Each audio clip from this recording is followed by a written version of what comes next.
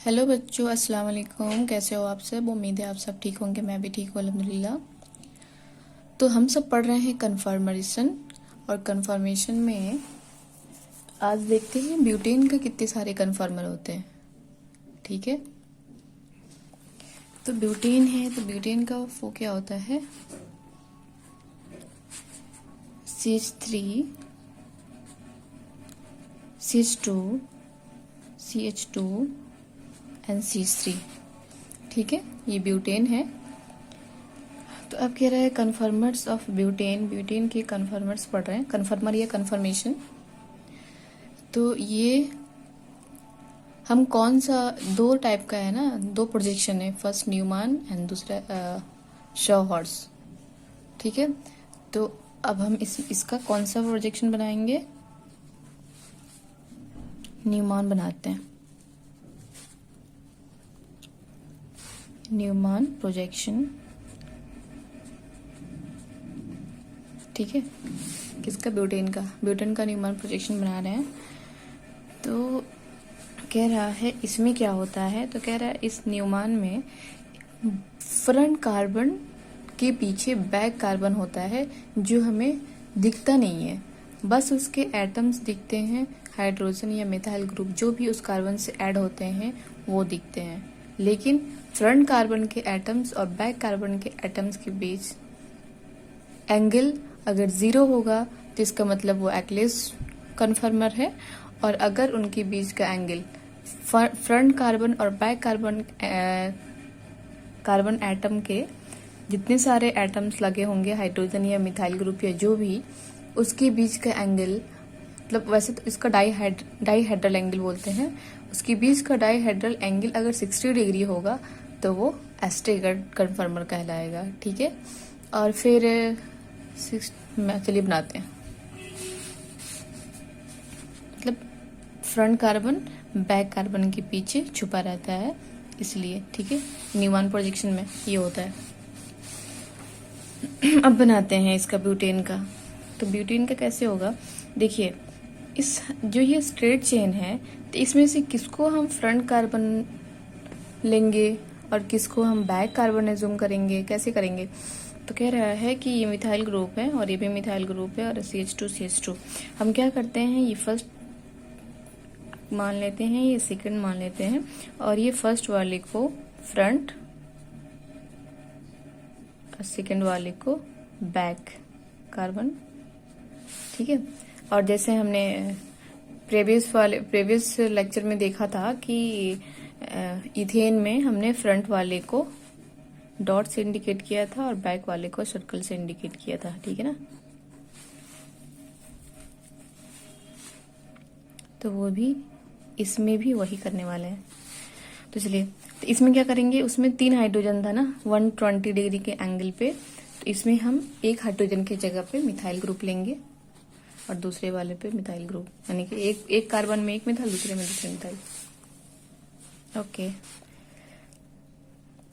Front carbon, इस carbon को हमने फ्रंट कार्बन माना था, अब फ्रंट कार्बन को हम डॉट से इंडिकेट कर लिए। ठीक है, अब इसमें देखिए, इस कार्बन से 2 हाइड्रोजन है और एक मिथाइल ग्रुप है, यानी कि ये क्या है, मिथाइल ग्रुप है। तो एक कार्बन 2 हाइड्रोजन है, तो हमने 120 डिग्री के एंगल पे 2 हाइड्रोजन ले लिया। ठीक है, और हमने यहाँ पे मिथाइल ग्रुप ले लिया CH3। ठीक है, अब चलिए बैक कार्बन,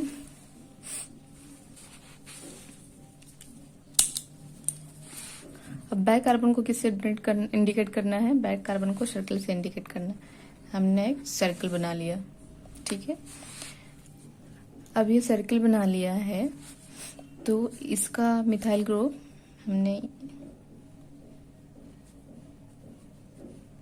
मैं इसे थोड़ा डिफरेंस इसलिए रख रही हूँ कि ज़्यादा मतलब ऐसे क्लियर नहीं दिख पाएगा, इसलिए मैं थोड़ा सा अलग रख रही हूँ, लेकिन ऐसे करना है कि इसका मतलब कि ये इस मिथाइल ग्रुप से ये वाला छुपा हुआ है, बस मैं शो होने के लिए, दिखाने के लिए ऐसे कर रही हूँ, थोड़ा सा अलग लिख रही हूँ। और इसमें भी हाइड्रोजन बैक कार्बन का, और इसमें भी हाइड्रोजन बैक कार्बन का। ठीक है, तो ये फ्रंट कार्बन और बैक कार्बन के जो एटम्स हैं, हाइड्रोजन और हाइड्रोजन, मिथाइल ग्रुप, तो ये फर्स्ट कार्बन है और ये बैक कार्बन के दोनों का मिथाइल ग्रुप के बीच का एंगल कितना है? 0 डिग्री। यानी कि इनके डाइहेड्रल एंगल कितना होंगे? 0 डिग्री। ठीक है, मतलब ये क्या है? ये एक्लिप्स्ड है।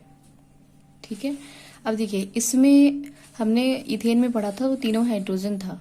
ठीक है, तो ये हाइड्रोजन यहाँ था बैक वाले कार्बन का, फिर 60 डिग्री पे आया, फिर 120 डिग्री, फिर इसके पीछे चला जाए और ये फुल्ली एक्लिप्स्ड है। जब 60 डिग्री से रोटेट होगा बैक वाला कार्बन, फ्रंट और बैक कार्बन के बीच का जो बॉन्ड है उसको एक्सिस मान करके जो बैक वाला कार्बन जब 60 डिग्री से रोटेट करेगा, तो ये जो बैक वाला ग्रीन कलर का दिख रहा है ना, मिथाइल और हाइड्रोजन, ये जब 0 डिग्री से 60 डिग्री रोटेट करेगा तो ये फ्रंट के मिथाइल और हाइड्रोजन के बीच आ जाएगा। जैसे कि यहाँ पे है, मिथाइल और हाइड्रोजन के बीच में आया है 60 डिग्री रोटेशन के बाद। ठीक है, जब ये इस फॉर्म में आएगा तो इसको बोलेंगे गॉज फॉर्म। ठीक है, इसमें क्या होगा? इसमें फ्रंट वाले कार्बन का मिथाइल और बैक वाले कार्बन के मिथाइल के बीच का डिग्री कितना होगा? 60 डिग्री। ठीक है, यहाँ पे 0 डिग्री था तो ये फुल्ली एक्लिप्स्ड है, 60 डिग्री है तो गॉज फॉर्म में होगा। ठीक है, और फिर से ये 60 डिग्री से रोटेट होगा तो ये इस हाइड्रोजन के पास आया, यानी कि ये क्या बोलेंगे इसको? पार्शियली एक्लिप्स्ड।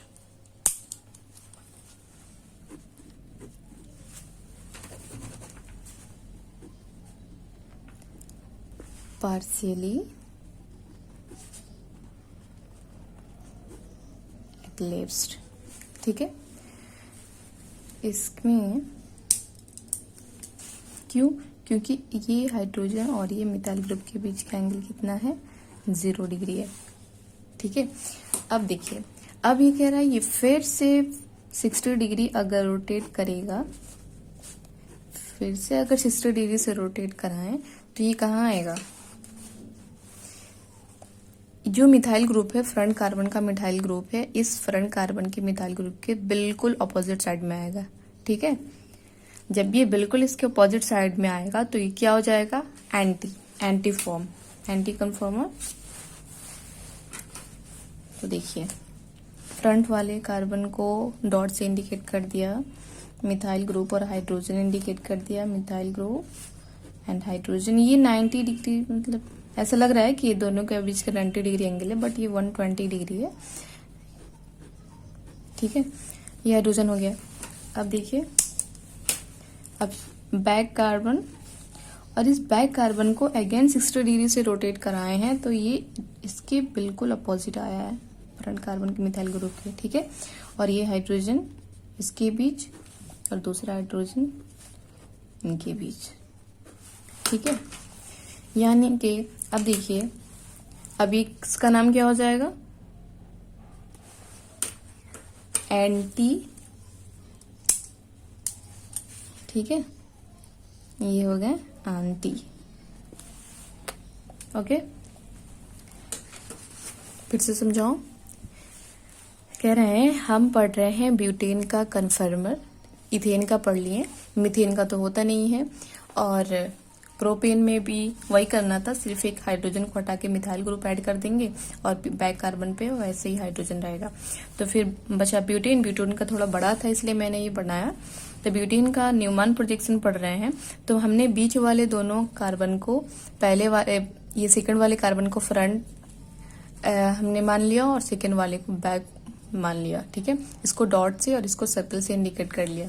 ओके, इसका न्यूमैन प्रोजेक्शन है तो हमने कुछ इस तरह से ये कार्बन को हमने इंडिकेट कर लिया डॉट से, और इसका इस कार्बन से 2 हाइड्रोजन और एक मिथाइल ग्रुप है तो एक मिथाइल ग्रुप और 2 हाइड्रोजन हो गया।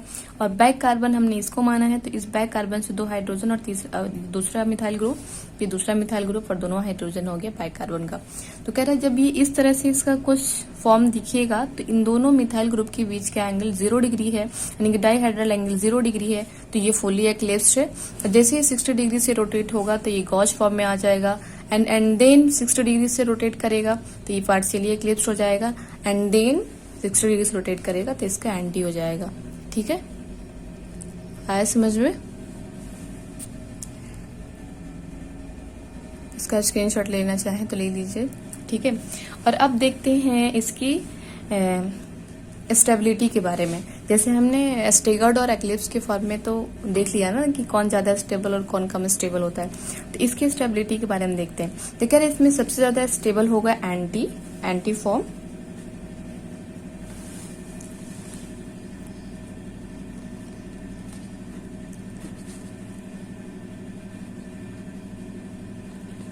कौन होगा सबसे ज्यादा? Anti A and greater than. इसके बाद कौन होगा?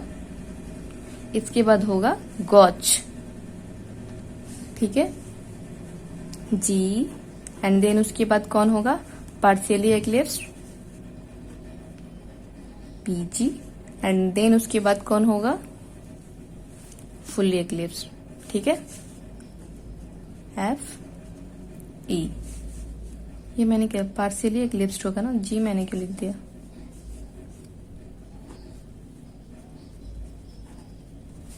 ठीक है। इसके स्टेबिलिटी ऑर्डर होगा, सबसे ज्यादा स्टेबल एंटी होगा, फिर गॉच होगा, फिर पार्शियली एक्लिप्स्ड होगा एंड देन फुल्ली एक्लिप्स्ड होगा, ठीक है। अब इसका एक ग्राफ है, इसका ग्राफ भी देखते हैं। इसका स्क्रीनशॉट ले लीजिए।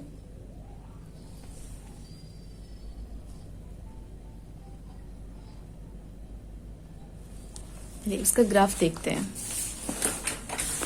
इसका ग्राफ हम करेंगे कि जब ये बॉन्ड कार्बन कार्बन के बीच रोटेट होगा, कार्बन कार्बन के बीच का जो बॉन्ड है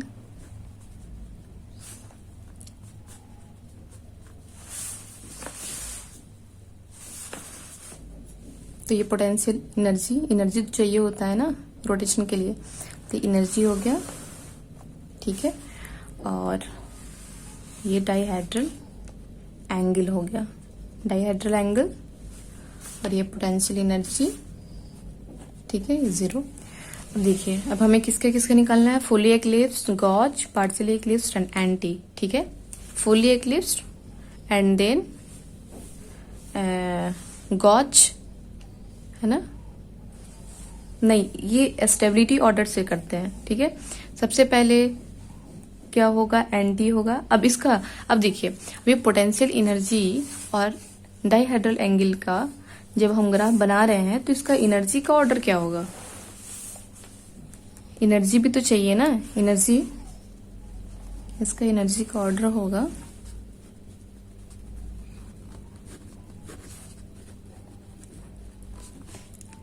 एनर्जी का क्या ऑर्डर होगा? कौन? तो इसमें क्या हो जाएगा? इसमें इसके बिल्कुल ऑपोजिट हो जाएगा, ठीक है। इसका जितना ज्यादा स्टेबल होगा उसमें उतना कम जो स्टेबिलिटी ऑर्डर है, पहले एंटी, फिर गॉच, फिर partially eclipsed and then fully eclipsed, ठीक है। ये टोटल इसके ऑपोजिट हो जाएगा, ठीक है। मतलब anti less than gauche and then partially eclipsed and then fully eclipsed, ठीक है। अब इससे हम एनर्जी और डाइहेड्रल एंगल का ग्राफ बनाएंगे। तो पहले कौन सा है? पहले एंटी है, तो हमने यहाँ पे एंटी नोट कर लिया। 4 है ना, तो 2 के, उसके बाद से कौन करेंगे? गॉच, उसके बाद से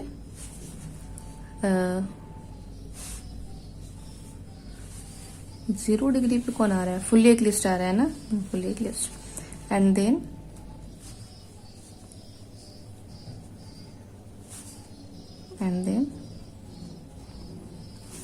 ठीक है, anti, गॉच, partially eclipsed and fully eclipsed, ठीक है। देखिए, मैंने ग्राफ का ये इंडिकेट कर लिया कि एनर्जी और जिस ऑर्डर में है उस ऑर्डर में हम ऐसे कर लेंगे, यानी कि जैसे जैसे एनर्जी बढ़ रहा है वैसे वैसे हम इंक्रीज फॉर्म में इसको लिख लेंगे, anti gauche partially eclipsed and fully eclipsed. ठीक है, तो कह रहा है सबसे पहले फुल्ली एक्लिप्स्ड है 0 डिग्री पे, एंड देन कौन बन रहा है, गॉज 60 डिग्री पे। तो हम इस ग्राफ में कैसे आएंगे, देखिए हम यहाँ पे एंगल भी तो इंडिकेट करना है। 60, 120, 180, 240 एंड देन 300, है ना, मतलब ऐसे ही चला जाएगा। तो अब देखिए हमें बस 180 तक का काम है। सबसे पहले फुल्ली एक्लिप्स्ड है, फुल्ली एक्लिप्स्ड 0 डिग्री पे, fully eclipsed and then gauche 60 degree. तो हम गॉज 60 डिग्री है,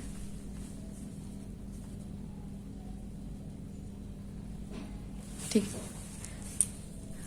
गॉज 60 डिग्री है एंड देन पार्शियली एक्लिप्स्ड। अब देखिए यहाँ पे मैंने इंडिकेट कर लिया है, ये फ्रंट वाले कार्बन के हाइड्रोजन और बैक वाले कार्बन के मिथाइल ग्रुप के बीच का एंगल, लेकिन हमें यहाँ से ये फ्रंट वाले मिथाइल और बैक वाले मिथाइल के बीच का एंगल कितना होगा, 60 + 60 120 होगा, है ना। तो इसके और इसके बीच का एंगल कितना हो जाएगा, 120, और इसके और इनके बीच का तो जाहिर सी बात है सबको पता होगा, ये 180 है ना।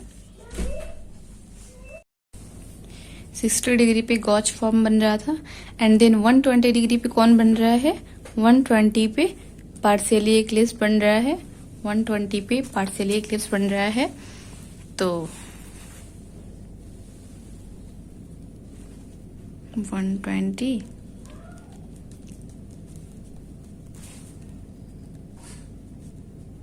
पार्शियली एक्लिप्स्ड हो गया एंड देन 180 पे कौन सा बन रहा है, 180 पे एंटी बन रहा है। ठीक है, तो हम 180 को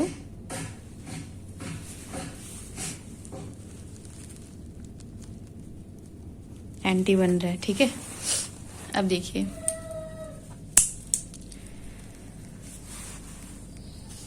ये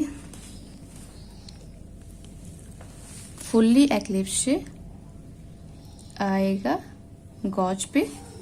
ठीक है, अब गॉज से जाएगा किस पे, पार्शियली एक्लिप्स्ड पे।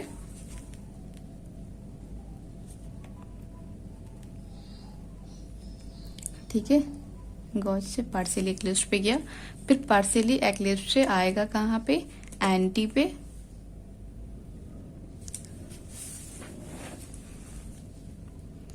ये आएगा एंटी पे। ठीक है, इतना हुआ। अभी फिर से ये ग्राफ जाएगा कैसे, ये फिर ऐसे ऊपर आएगा,